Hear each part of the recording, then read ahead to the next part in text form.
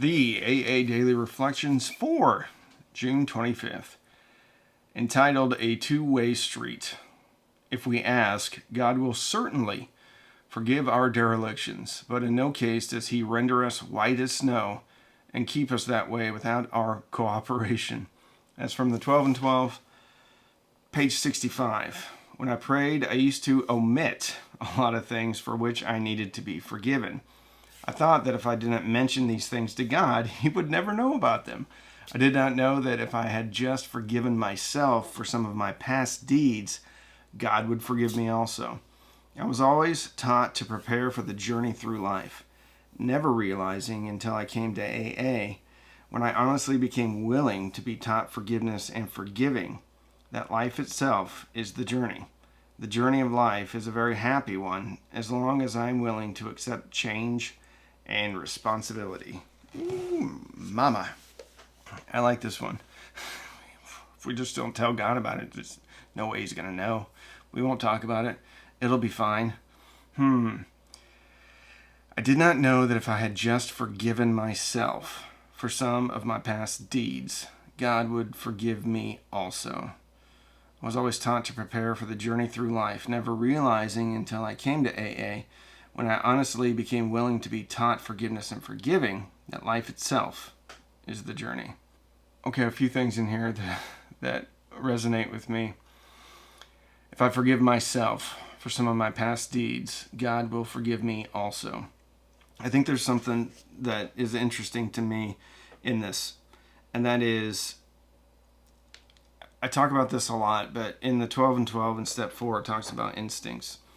And there's an old saying about a frog and a scorpion, and the scorpion asked the frog to give him a ride across a pond or something like that.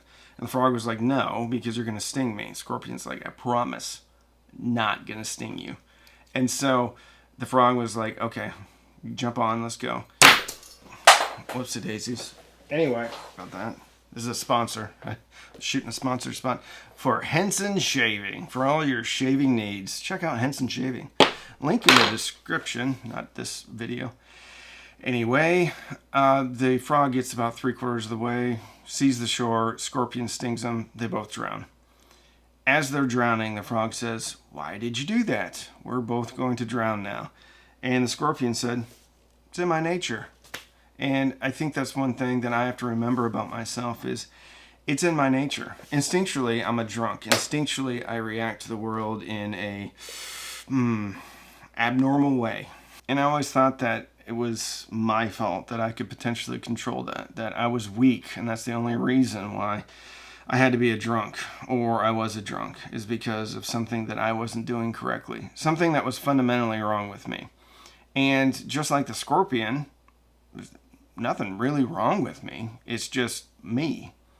It's his nature. He understood his nature. He or she, could have been a female scorpion.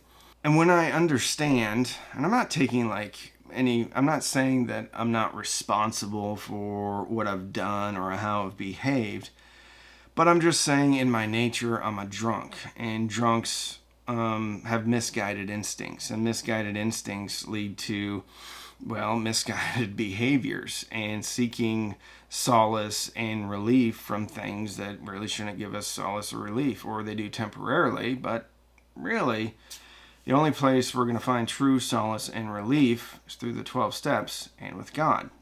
Okay? It was a lot easier for me to forgive myself when I went through step 4, and I realized that instinctually I am the way that I am at my very core, at my very nature. Well, then I could forgive myself.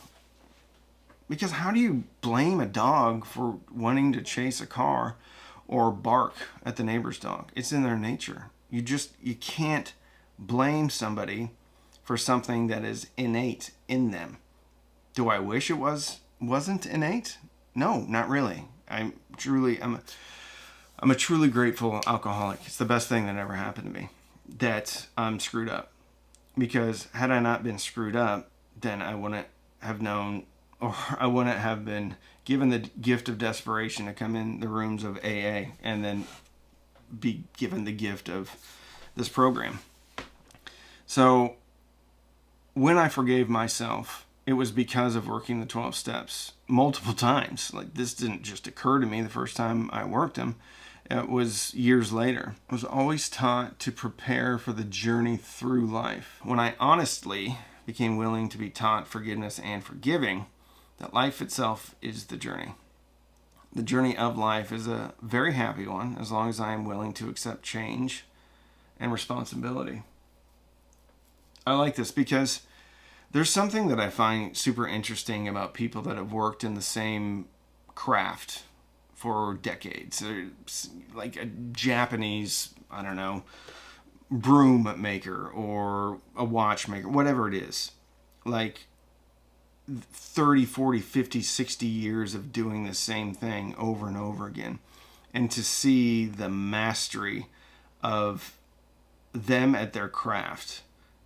But when you talk to them, I'm sure most of them would say, I'm just beginning. I'm just starting to learn. And that's kind of what I feel with AA.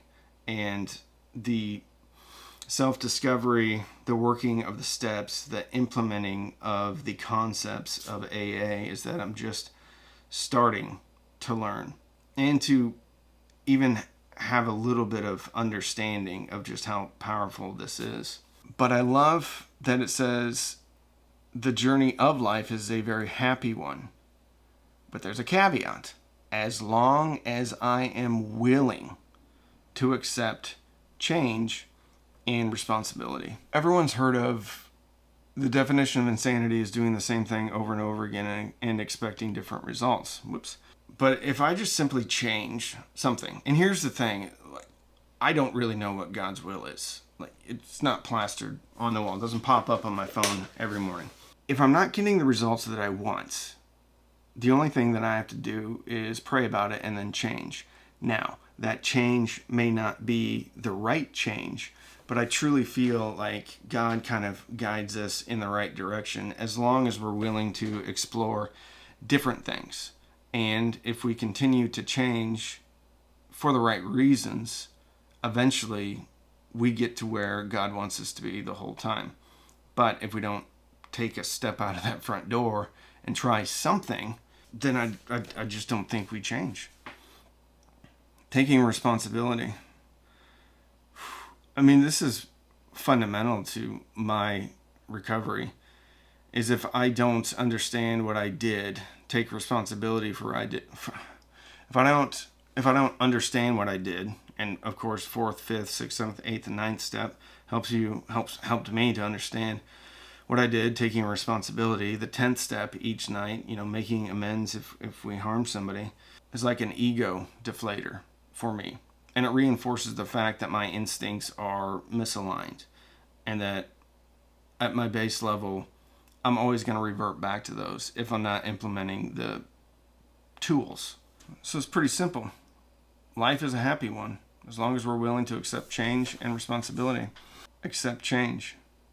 Even change in the world. So not our will being done, but the universe's will. That's a pretty good one. Okay. That's it. If you're trying to get sober, go to a meeting, get a sponsor. If you are sober, go to a meeting and talk to your sponsor. Thanks for watching.